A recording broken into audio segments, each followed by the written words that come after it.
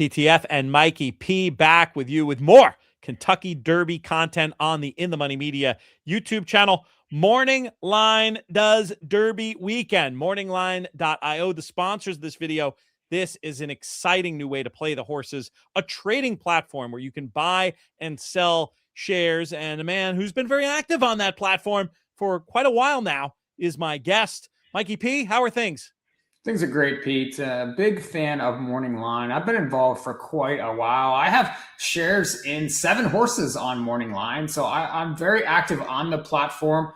I want to be part of racing at the top level, and Morning Line gives you such an easy way to do that.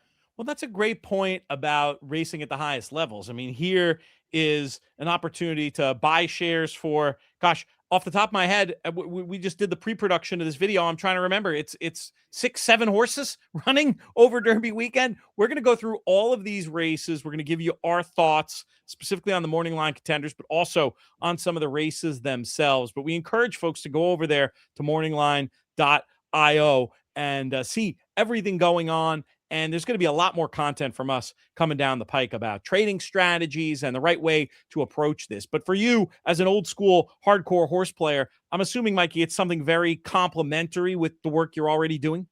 Absolutely. I mean, I'm involved looking at races on the daily, and I'm checking, different horses at different levels. For me, to have some availability to be able to trade shares in some of these horses on a daily basis is something that is very attractive to me. I'm an owner at different levels, smaller levels in thoroughbred racing, in standardbred racing, but this is just a little bit different. A lot more ability to kind of jump in and out. When you buy a horse as an owner normally, and you're stuck with a lot of bills, you have no idea of what's going to happen with that horse. Whereas with Morning Line, you can jump in, you can jump back out, depending on how the horse is doing. It's very easy, very attractive for a guy like me that's a horse player, that's an owner, that's in the game full time. The first Morning Line horse on Derby weekend at Churchill Downs appears in Churchill's second race on the card, 1 o'clock Eastern, the scheduled post time. Remember, Oaks is in prime time this year, so everything's pitched a little bit later than the usual, 10:30 a.m. Friday start. We push that back to 1 p.m. And the Morning Line horse in here is called Decadent, ridden by Luis Saez, trained by Kenny McPeek, as are so many of these Morning Line runners. And this is a horse, and I'm not just saying this because it's a Morning Line video. I think it's interesting in this race when you look at the pace and the way it shakes out. I love the idea of a closer who's going to be able to save some ground, like Decadent, maybe getting a piece. I mean, 5 aside, who is going to probably be the favorite in here, is another runner that makes a lot of sense. Been running on the synth, but has some old dirt form. But I'm definitely in my wagering going to be looking at 2, 9, 9, and 2. But I'm also thinking about heading on to the morningline.io site to buy a piece of Decadent. I mean, an interesting thing about, rather than just making a wager on a horse, having equity in a horse. So often with wagering, maybe you're not right that day, but it turns out the next day you were right. Well, with Morning Line, you stay in, you get that benefit of the residual income potentially when the horse wins maybe the day after you thought it might. Decadent's interesting to me for a lot of reasons. Very interesting in here. 8-1 Morning Line on her. And she's very consistent. If you look, she's right there. A number of different races, has been competing in some stakes in the past. Had a nice race over this racetrack back in November. Finished second, was the favorite that day and a 2x allowance. Well, that was a similar spot. Now she's back at this track. She's coming off a couple, I think, even type efforts at Oaklawn Park. You can have a share of Decadent right now for $8 a share. So you're getting in, I do think, very low right now on this one. She has some residual value. There's a 4-year-old filly on the breeding side. And if she's getting checks, you get dividends also. So she fits in this race. I do think she fits going forward at a 2x allowance level. I mean, look at the purses on these races. They're going for $134,000, Pete. I mean, wouldn't it be great to own a horse or have a partner horse that's going for that big a purse all the time? It's smart. It makes sense. We've seen the effect that the KTDF and their purses have on Kentucky racing, making it a year-round thing. Kenny McPeek, we talked about before, so integral in so many of these Morning Line runners. he races horses everywhere, but he's got a nice base of operations there. This gives you a chance to get in without spending an arm and a leg. Let's pivot to the very next race where the next morning line horse appears, another Kenny McPeak runner. This one is called Miss Call, making her second start of 2026. Made the debut start, a winning one, running away on a sloppy field at Keeneland back in April. Competition gets deeper here, but this is another one that I think has a legit shot at double-digit odds on the morning line, just because I think you can make a case she's supposed to improve second time out. She also could get the right kind of mid-pack stalk/closing kind of trip in here. She's live, I think. What are your thoughts on her and the rest of these? I think she's extremely live. She's a horse that I would be considering in the Kentucky Derby betting challenge, honestly. A 10-1 morning line. She galloped in that starter allowance at Keeneland. Now, that was over a sloppy track, but I think the big thing for her was she added Lasix in that start. She's able to keep Lasix in this spot. If you look at her previous lines, she was, facing horses like Dazzling Dame. Well, Dazzling Dame shows up in the Oaks this weekend, so I do think that she has some class to her. She got a little time off, got back to the races, added Lasix. Now she steps into an allowance type race. She fits very well. And I was intrigued with that workout on April 24th. 46-4 over this racetrack. So there's a lot to like for me with her. Yeah, that's certainly seems like a horse who is enjoying the surface in a spot like that. Shall we move on to some of the morning line horses running in stakes next, Mikey? We can, absolutely. Let's do it. The La Troienne goes as race number 11. It's a grade 1, and Take Charge Omaha will take place in this lineup. This 4-year-old filly for the team, and another one making the second start of this year off a very big Keeneland allowance win just 19 days ago. Here's the thing. This is a tough spot, obviously, but you mentioned before that term residual value. I think I said it before too. When a filly can get a little piece of a big race, their value is going to go way, way up. If you make an investment in Take Charge Omaha on morningline.io, even if today doesn't work out, even if the Friday race doesn't work out, you're still a part of one who really does look like she's knocking on the door of getting stakes placed or graded stakes placed. And the future could be now, because she might even be able to do it in a grade 1 on Friday, especially when you look at the race shape here. There's plenty of speeds. I would imagine the strategy here would be to ride cold and not worry so much about necessarily trying to win the race, so much as just making a big effort and getting up for a slice, which could make her worth a heck of a lot more in her next career. What do you think about my hypothesis of that as a way to use the morningline.io platform? And who do you think is going to win the La Troienne?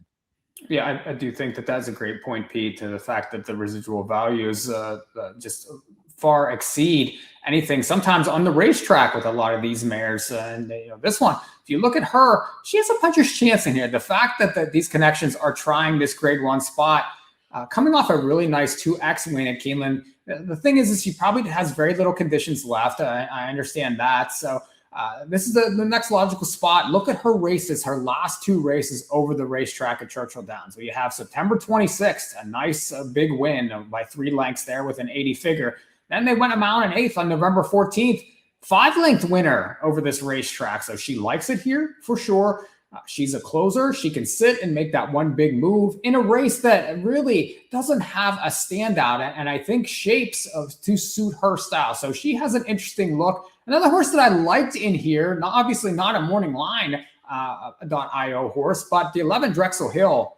Again, a closer, raced very well last year, Kentucky Oaks Day, finished second to Good Cheer. Good Cheer was the favorite in there. Now, she really hasn't lived up to that race since then, but a couple nice races so far this year. Win at Tampa, and then they tried Gulfstream. Well, not everybody likes that Gulfstream surface, and look who she faced. Claret Beret, Alpine Princess, Anomia, all raced extremely well coming out of that Royal Delta. So the fact that they're back here at Churchill, she gets a setup, and she's going to be a price. I think she has a great look in the La Troienne there on Friday. Yeah, she was good to us in our official In the Money Media grid picks that are part of our Plus package, securing that exacta last year on Oaks Day. Maybe something will wake up and we can get her back to her best form and get her in the number as well. A few different approaches there in the La Troienne. Let's talk about race number 12 on the card. This is the grade 2 Edgewood. And in many ways, from a morningline.io perspective, second verse, same as the first. Taken by the Wind actually already got valuable black type, the graded stakes type, with the third place finish last time in the fantasy. Now trying to go one better and get some black type in a grade 1. She's already won a grade 3 herself, and she did so at 2. Breeders love that kind of thing when they can show that type of precocity. And here she is working with stablemate Blackout Time. Talk about him quickly in a minute. He'll be running in the American Turf on Saturday. But Taken by the Wind, it's and one thing also that she'll show here, not only precocity, not only grade winner at 2, grade 2 placed at 3, but maybe has a chance to show she can run on the turf as well, because not being disgraced at all here in this workout, more looks like a leg stretch than an out and out head knocking type of a move, but looks like one who could handle the surface. Getting that type of a finish here might just make her all that much more valuable. I love that idea that you can play the game at that level, that you can start thinking like somebody who's in the breeding industry. You get to merge that knowledge and fun with the knowledge and fun that you have as a horse player. Just another reason why I really like morningline.io. Absolutely. And Taken by the Wind, she's 30-1 here, and they are trying something new with her. But this year, she hasn't been quite up to the top ones on the dirt, but she's dancing some dances, right? I mean, she was in the Honeybee, and really that wasn't her day. The fantasy, she was much better. She was 3rd in that spot. No one was catching the top 2 in there. Well, they're not in the Oaks, but they show up on Oaks Day, and they're going to try a different surface. And you could see that, she wasn't disgraced working with the stablemate Blackout Time. That's a grade 1 placed animal there. She's right there with him. She probably needs things to go our way. She probably needs to move up over the surface, but they are taking a shot. And if she does do well, her value just goes through the roof. We'll go in the opposite order. We went from the beginning to the end on Friday. We'll go from the end back towards the beginning on Saturday, because it's just such a perfect segue. Having just seen Blackout Time, we'll quickly talk about the American Turf. If you want more on the American Turf, we did a whole video about it. Make sure you click and check that out. And also make sure you subscribe to the In the Money Media YouTube channel on our push to 20,000 subscribers now. Next major goal for us. But yeah, we talked about this in the other video, but I just think it's cool. You mentioned about switching surfaces, pretty huge surface switch here, but Blackout Time, he's bred for it, isn't he? He is bred for it. That mare was a grade 3 winner over the grass. He's got some class to him. 2nd in the grade 1 Breeders' Futurity last year to Ted Noffey. Well, there was your 2-year-old champ there. Came back on the dirts in the Rebel in the Arkansas Derby. Didn't disgrace himself, but just not up to the top ones. Now you get a surface switch. You get Luis Saez. I do think that they are going to go forward in here. Let's see. This is a very interesting switch. He's 10-1 morning line. I think he fits in this race. He needs to get back to himself, though. He needs to get back to that 93 figure as a 2-year-old. If he can do that, he's right there. Let's go to the duo of morningline.io horses who are running in race number 2. And unless my memory is failing me, Mikey, you own a part of one of these. I do, and it's JJ Gray is one of the ones that is in this spot, and he's one that caught my eye last year. If you watched him, he broke his maiden over the Colonial Grass on August the 2nd. That was an interesting race, interesting trip. So much so that they shipped him to Kentucky Downs for a start in $1 million turf race. Now, he got a check in that race. He was 5th in there. After that, they tried a few other top spots with this guy, and he was just okay. Like he struggled the rest of the year, but he came back very well over the dirt. Now, look at that March 5th Fairgrounds line. Got to the dirt, got Lasix, and he galloped in that spot. Now, and they got ambitious again with him. They tried to rush away. Who knows? Maybe they could have tried to get him on the Derby trail. Well, that was no bueno there, but it was a quick pace back to the turf at Keeneland. Not so well there, but now we're back to the dirt here. We'll be back on Lasix again. I think it's a better spot for him. The workout that he put in leading up to this race was very sharp. I'm interested to see him getting back to the dirt as a 3-year-old. This is a tough race, but I think he plays. And right now he's $3 on morningline.io. So If you're looking to get in on a horse with some upside at a very, very low price, JJ Gray, I think, is the one. How about Very Connected? This is the other morning line runner in here. Took a trip over to Saudi in an attempt to get on the Derby Trail. Can't blame him for that. But the comeback race was rock solid. That one was a second. Coming here now, just taking the next start of the journey this year. And another one that gives Morning Line a chance to find the winner's circle on Derby weekend, something that nobody minds. Yeah, and this guy's been working with Kenny's Derby horse, Right to Party, and working very well with him. The fact that they went over to Saudi says a lot about what they thought of him. Now, has a lot of races, right? I mean, he tried the Street Sense. He was in the Kentucky Jockey Club at 2. He returned okay on April 4th at Keeneland, raced well in there to Thailand. That was a very well-met runner in that spot. So I do think he's another one with a puncher's chance in this race. He's a little more expensive than JJ Gray. Right now, you can get him. Shares of him are, let's see, $22.23 on morningline.io. But again, you know how Kenny is. He likes to race his horses, and he's tried stakes with this one in the past. If he would win this allowance race, who knows? Maybe he could show up in the Preakness. He could show up on some of these 3-year-old stakes later in the year.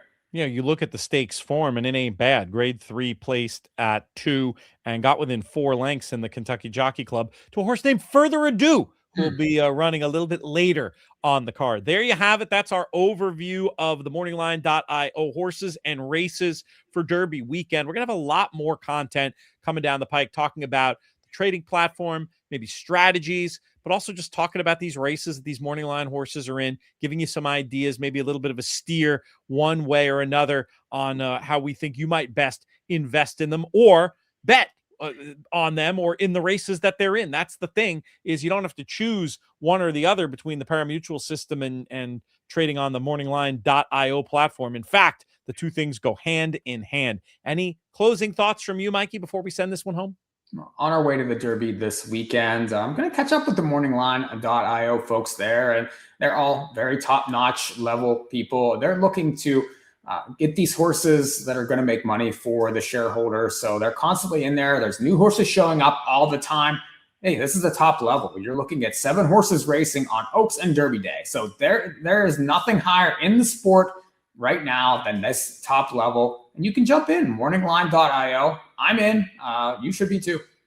Well said, my friend. Thanks to you, Mikey. Thanks to our friends over at morningline.io. Make sure you check out the platform, and may you win all your photos.